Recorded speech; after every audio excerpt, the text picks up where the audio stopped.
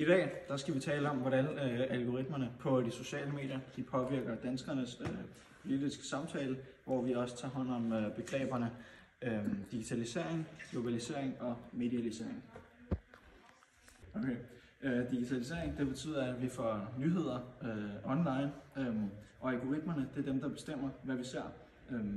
Så det kan ligesom gøre, at vi kun får de nyheder, som vi er enige i. Så tænker jeg jo nok, er det godt eller skidt? Og det kan både være godt og skidt. Det giver os relevante nyheder, som måske kan begrænse vores udsyn, da vi kun får de nyheder, som vores algoritme er bestyret på. Så man kan blive meget ensrettet i ens syn, hvad man synes om. Når man kun ser nyheder, som man selv synes om, så kan man godt have svært ved at se fra andres synspunkter. Ja, det var det. Gør det også mere uenige, og ja, det kan skabe de her ekokamre, hvor vi kun ser vores egen holdning, som jeg også var inde på lige før.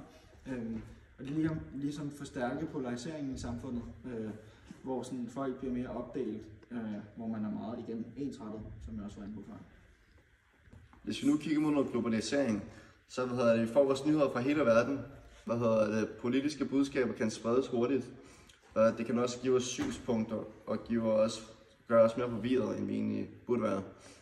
Hvordan påvirker det vores holdninger?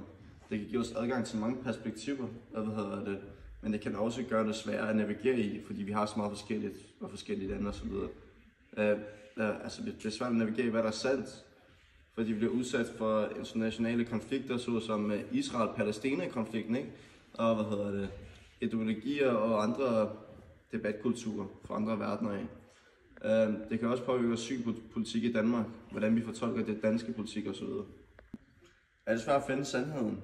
Ja, mængden af information og falske nyheder gør det vanskeligt at skelne mellem fakta og manipulation.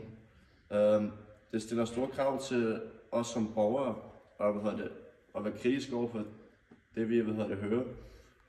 Og vi skal grundigt undersøge vores kilder. Yes. Som medier fokuserer ofte på sensationelle historier, og det er algoritmerne, der fremhæver dem, fordi de får mange klik. Hvordan kan vi så finde bedre information? Det kan vi ved at søge information på flere kilder og være mere kildekritiske over for det, vi læser. Vi kan aktivt opsøge forskellige synspunkter og undgå at følge medier, der bekræfter vores egen holdning.